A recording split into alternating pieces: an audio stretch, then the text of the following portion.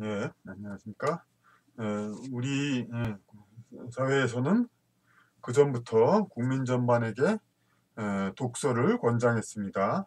그것은 즉 무엇을 권하는 거냐면 공부하기를 권하는 것이었습니다.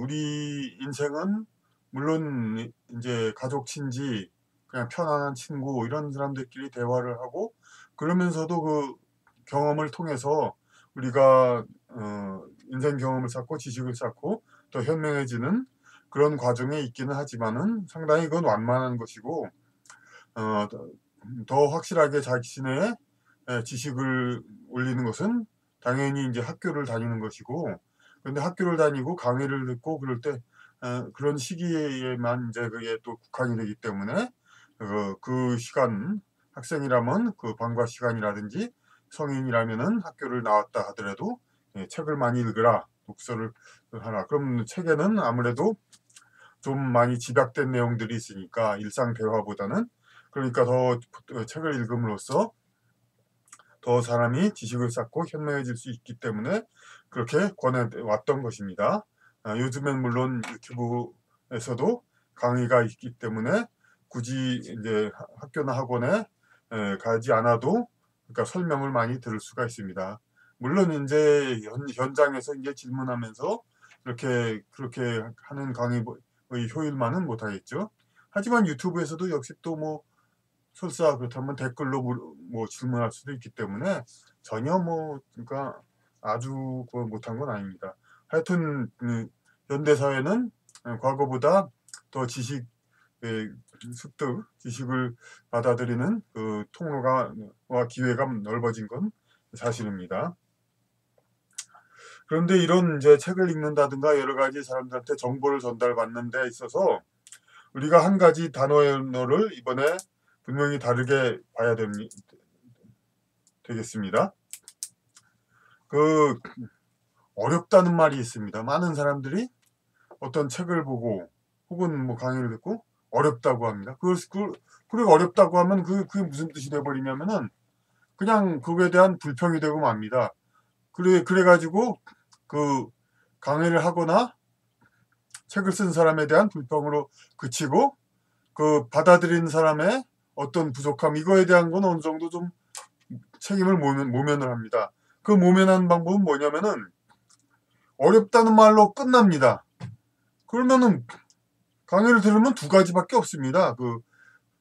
배우는 사람 입장에서 혹은 이제 정보를 전달받는 입장에서 안다 혹은 모른다입니다. 알면 아는 것이고 모르면 모르는 것입니다.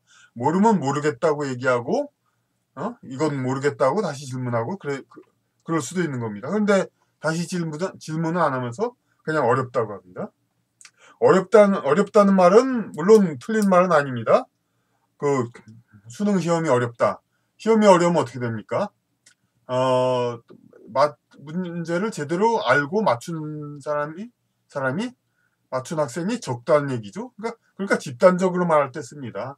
그러니까 많은 사람들이 그러니까 좀 제대로 파악 못하고 있고 그걸 잘 파악하는 사람이 전체적으로 상대적으로 많은 수가 아니다. 이럴 때 어렵다는 뜻을 쓰죠. 그러니까 집단적으로 표현해서 대강의 어느 정도의 그 확률이라든지 그 분포를 얘기할 때 그럴 때 어렵다는 말을 씁니다. 물론 판결문 같은 데서도 어렵다는 말을 쓰기도 합니다.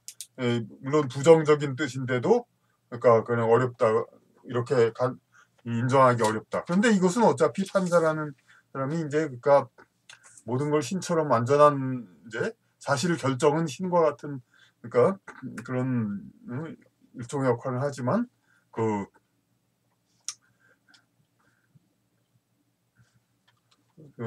어디까지나 사람이기 때문에 그냥 아니다 알고 단정을 하지 않고 사람인 이상 이건 어렵다고 볼 수밖에 없다. 결론은 하나지만은 그렇게 어렵다고 얘기를 하는 겁니다. 하지만 이런 경우가 아니고 자기가 정말로 이제 결정을 해서 뭐 책임 있고 결정해야 될 상황이 아닐 때는 그 들어오는 정보에 대해서 안다 모른다 그 두 가지 얘기하면 됩니다. 그래서 모르면은 다시 캐물어서 그것을 알면 됩니다. 알아서 자기 것을 하면 됩니다. 그러고 어렵다고 얘기하는 건 뭡니까? 어렵다는 거는 모른다고 얘기는 안 하는 건 아니죠. 난 모르지는 않다. 다만 좀 어렵다. 그래서 불평한다. 그런 것으로 자신이 받아들이지 못하고 모르는 거 그거를 변명을 하거나 나는 그걸 모를 정도의 무식한 사람은 아니다. 바보 같은 사람은 아니다. 이런 식으로 얘기를 하는 거죠. 그냥 어렵다 그런 식으로. 근데 그 말이 진실이라면 정말 오히려 좋은 겁니다. 어렵다. 하지만 나는 모르지는 않는다. 이해는 한다. 이건 뭐냐면은 한 독서의 문장이라든지 한 귀절을 듣고 그냥 그건 그렇구나 명백하구나 하고 그냥 끄덕 넘어가는 게 아니라 처음에는 뭔지 잘 모르겠지만 내 선입감하고는 좀 다르고 좀 다르겠지만 곰곰 생각해 보니까 그렇구나 하고 깨달으면 그럼 어렵다 하면서 이해를 했다면은 모르는 건 아니라면 오히려 그건 좋은 겁니다. 똑같은 양의 똑같은 시간과 똑같은 노력을 할애해서 독서나 강의를 들었는데 그냥 그 스텝 점프가 아주 높은 거죠. 자기가 그냥 깨닫고 그러니까 깊이 생각해서 올라갈 수 있었던 거니까 이 어렵다 그런데 나는 이해했다. 그러면은 이것은 아주 좋은 것이고 오히려 긍정적으로 이야기할 수 있는 것입니다. 그러니까 앞으로 정말 그런 것에서 보편화되었으면 좋겠습니다. 무슨 정보를 받아들일 때 어렵다 하는 그런 책임 회피성 그런 발언들을 개인적으로는 하지 말고요. 물론 집단적으로 학생을 데리고 있는 교사가 학생을 50명 데리고 있는 교사가 이런 것이요 문제 내라고 누가 건네줬을 때 이건 좀 어렵습니다. 그렇게 얘기할 수는 있죠. 맞추는 사람이 뭐 전부가 아니라 한 반이나 반 넘을까 말까 뭐 그런 뜻으로 얘기할 수는 있습니다. 하지만 개인적으로 자기만을 얘기할 때는 정보를 받아들일 때 어렵다는 말 진짜 쓰지 말아야 됩니다.